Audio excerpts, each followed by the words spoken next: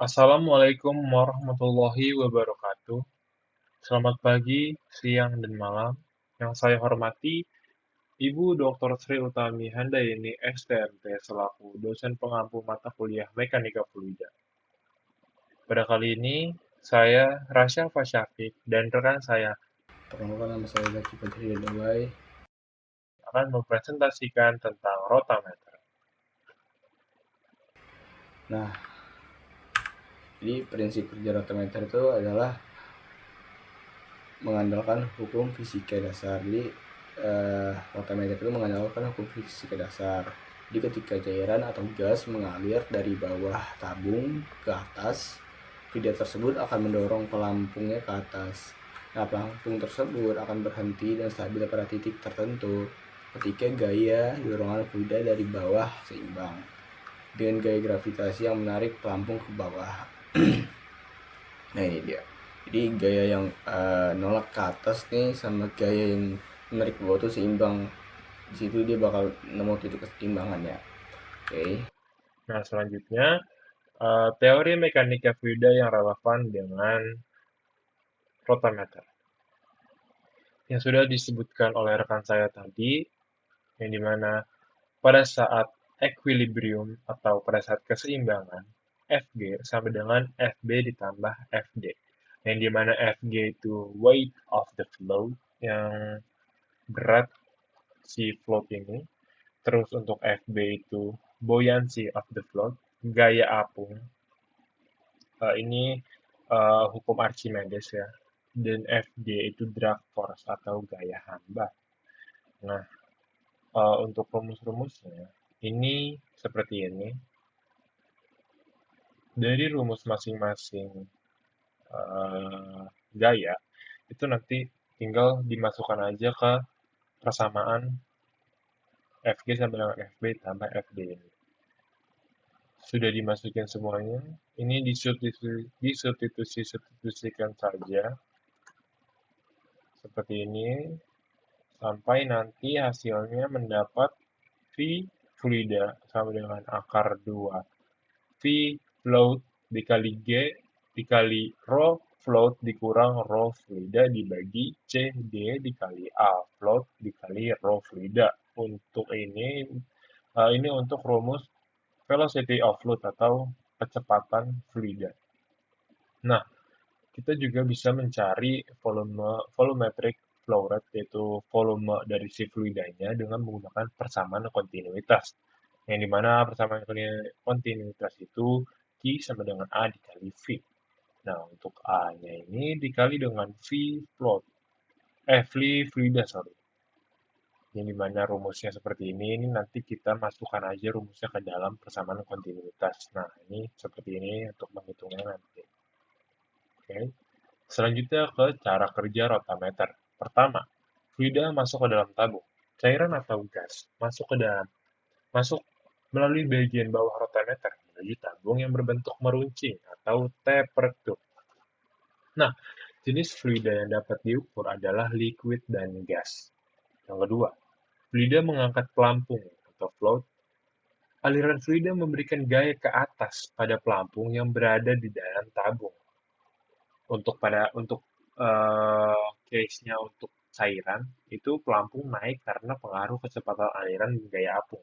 Sedangkan untuk gas, gaya apung sangat kecil sehingga kenaikan pelampung terutama disebabkan oleh kecepatan aliran gas. Yang ketiga, pelampung bergerak naik sesuai besar aliran. Jadi, semakin besar debit atau laju aliran fluida, maka semakin tinggi posisi pelampung di dalam tabung. Yang keempat, luas celah anular bertambah. Untuk celah anular ini nanti akan saya bahas di skema. Jadi, karena tabung berbentuk meruncing, saat pelampung naik, maka celah antara pelampung dan dinding tabung itu menjadi semakin besar. Yang kelima, ada tekanan diferensial menurun. Membesarnya celah anular menyebabkan hambatan aliran berkurang sehingga tekanan diferensial pada pelampung menurun. Yang keenam, terjadi keseimbangan gaya. Pelampung akan berhenti pada posisi tertentu ketika gaya ke atas dari fluida seimbang dengan berat pelampung. Konsep keseimbangannya dapat dituliskan sebagai F fluida sama dengan W float. Ini sama, persamaannya seperti yang di awal tadi, yaitu FG sama dengan FB ditambah FD. Yang ketujuh, posisi pelampung menunjukkan debit aliran. Ketinggian pelampung pada skala tabung menunjukkan besar laju aliran fluida yang sedang mengalir. Jadi, pelampung rendah itu debitnya. Jadi kalau pelampungnya rendah atau floatnya rendah itu debitnya kecil. Kalau pelampungnya itu semakin tinggi berarti debitnya besar.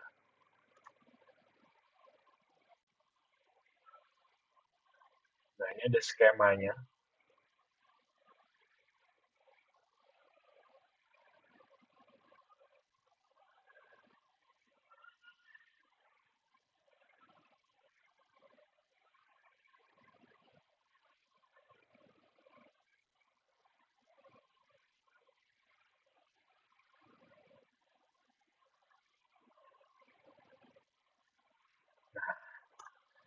Oke, di sini saya akan menjelaskan ulang dari video tersebut. Jadi, misal kita ngambil titik keseimbangan awal itu di 100 liter per hour. Namun, seketika alirannya ini meningkat menjadi 200 liter per hour. Ketika aliran meningkat, otomatis kecepatan aliran pada ring orifice ini. Nah, ring orifice ini tuh yang tadi sudah disebutkan yaitu annular area. Jadi celah pada dinding dengan si pelampung. Nah, ring orifice ini, kecepatan aliran di ring orifice ini itu pasti meningkat. Otomatis gaya aliran juga meningkat. Yang ini bisa membuat pelampung menjadi naik. Ya. Nah, saat dia sudah naik, sudah mencapai uh, kecepatan aliran sesuai dengan aliran yang masuk, itu kan uh, si ring orifice ini tuh membesar ya, otomatis kecepatan aliran juga menurun di ring orifice, yang membuat gaya aliran juga menurun. Otomatis gaya aliran menurun, itu akan seimbang dengan berat si float ini, yang menyebabkan dia bisa seimbang dan berhenti sesuai dengan kecepatan alirannya. Seperti itu. Nah, ini skema rotameter dalam bentuk gambar. Ini sama sepertinya, sama seperti tadi, cuman beda gambar aja. Nah, ini adalah point of view dari atas sini ya, dari atas uh, rotameternya. Jadi ini saat zero flow atau nol aliran, itu tidak ada celah anular atau ring orifice sama sekali. Namun ketika moderate flow ini sudah ada celah anular ya, cuma nggak terlalu lebar. Dan ini maximum flow-nya, dia udah lumayan lebar ya di aliran maksimumnya. Oke, seperti itu.